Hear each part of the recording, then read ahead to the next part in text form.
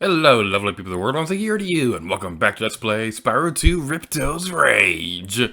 In the previous episode, we finished off the world of Metropolis, and that was the very last of the main worlds in the game, which means we're in the end game, right? We're gonna finish off this horrible game forever. We'll never have to look back on it, right? Right? Right? Well, we can, but real quick, let's talk to Alora. Alright, Spyro. Now that you've got the orbs, Ripto's demise is only moments away, right? Right? Well, anyway, good luck. He's right through this door. We can go down there, but before we do that, I'm gonna take care of the last of the stuff in the Winter Tundra before we leave this place forever. I would go down there and get those gemstones, but I'm too nervous that if I go too far, then I'm going to trigger the cutscene for the end of the game. So we're not gonna take care of that yet. Instead, we're going to be going over this way. There's going to be a whirlwind that'll activate over here, and that's going to be pretty exciting indeed. So, I mentioned in the previous episode that, okay, well, first of all, there's an orb over here.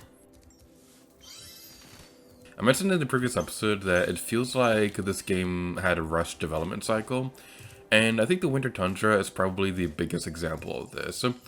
So, this has, like, the least amount of worlds in the entire game. Like, I believe the Autumn Plains and the Summer Forest, they were pretty even with how many worlds they had. The Winter Tundra has so few compared to those two, and it's honestly kind of sad because these are, like, the best collection of worlds in the game. So that kind of gives me the impression that they ran out of development time and didn't include as many worlds as they wanted to include in the game.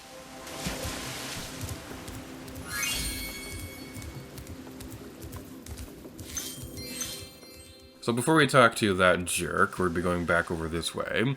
Now, the thing said all orbs collected, but if you're watching this video without watching the other ones or anything like that, then there was actually another orb that we got in a previous episode. I believe it was the Cloud Temples episode. I'll have the footage on screen of us getting that orb, so you can see where it is, and that's going to be pretty exciting indeed. So if you're wondering where the heck this area is, then we go over this way. And it was just around over this way, so that's pretty nice. Looks like we're still missing some gemstones, so let's go grab those. Where could they possibly be? Sparks is pointing down there. Is it in the rock? Yeah. There's another one! Where is it? Jars must die! Anything over here? No, there isn't. Okay, it kind of seems like the last of the gemstones are up there now. So, we've been putting off the inevitable long enough. It's time to go down here and meet our destiny. This whirlwind will take you back up to the bridge over there. For the last time in this Let's Play, hopefully, let's talk to Moneybags. One last Speedway adventure for you, Spyro? It's not that expensive, you know. That's how they get you in those gacha games. It's not that expensive. You've chosen wisely. I bet a quick dragon like you will win your money back in no time.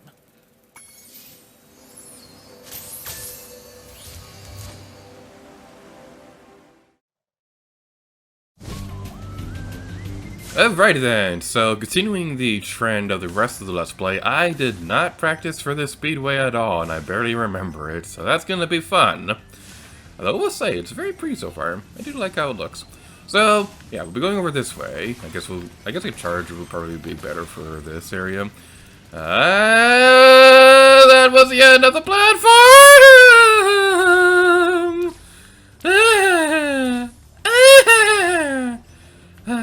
Phew! Good thing we didn't overreact. Good thing we didn't overreact. Ah! Why didn't you go up, Spyro?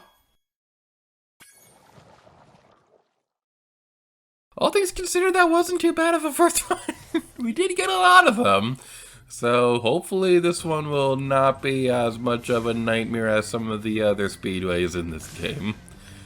Alright, so we'll go over this way and destroy all the sheep, or the goats, or whatever these are supposed to be. And charge! Using the D-pad in this segment is a good idea. Whee! actually isn't too bad. I'm liking this one. Like, yeah, it's a speedway and they can be pretty chaotic, but it's still pretty fun. So yeah, I'm having fun with this one. We're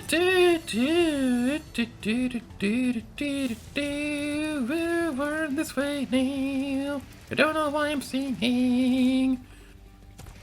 Okay, where are those other train things? Okay, there's 2 more. There's one right there. Me did die. Yay. Okay, we can do this. We can do this. We can do this. We can do it. We can help the Cinderella. I don't know why I'm singing that when I'm burning vultures and stuff. These vultures are making me think of Tomb Raider 3 because there were vultures in the Nevada level, and those vultures were really huge. Like, the original Tomb Raider game kind of exaggerated enemy sizes, but man, those vultures were huge. I can't believe we did that. I can't believe we actually pulled that off. That was a lot of fun. That's the second Speedway in a row that I had a lot of fun with. And now to go for the secret level thing, if I can find it. I found it, all by myself, with no help from Google whatsoever. Alright, Spyro, are you ready to try out my plane? I just fixed it, and I'm pretty sure it won't crash now. Okay, Spyro, here's what you gotta do. I've got the plane on remote control, so all you have to do is hit the targets with your machine gun. Press the attack button to fire the gun, and use your left stick to aim. Why would I need a machine gun? I have a fire breath. Alright, which button did you say did that? Oh. Hey, you missed a target. Wow, I missed the first one. Alright, let's try that again. So, yeah, I gotta say, it's kind of funny that they left in machine gun in this game, but they kind of censored them in the first Spyro game. I find that a little amusing. Although they don't really look like machine guns at all, they look more like fireworks. So, that's also kind of amusing. But, either way, it's still torture for me because I don't like fireworks. They're way too noisy and they make my head hurt. But anyway, we go over this way and then we'll be firing some balloons and stuff like that. So it's basically going to be like an on-rail shooter. Think of it like Star Fox if you didn't have control of the actual R-Wing itself. So, yeah, to be completely honest, I kind of like this. So, this is actually kind of fun. I'm not a big fan of the Star Fox or anything like that. I have played the first 2 on SNES Online. I didn't really care that much for them. And I really didn't like Star Fox Zero, but I don't know, I thought that level was pretty fun. Don't know why I'm talking about Star Fox when I'm playing a Spyro game. I don't know, maybe if I gave it another try, maybe I'll like it more. I do know that I really liked Star Fox Adventures on GameCube. I didn't play too far into it, but I really liked it. But my big problem was that they made it a Star Fox game when I think it would have been a lot better if they just made it like an adventure game starring Crystal or things like that, which is originally going to be the idea. But then they changed it to Star Fox because Miyamoto thought that the main character looked a lot like Fox McCloud and stuff.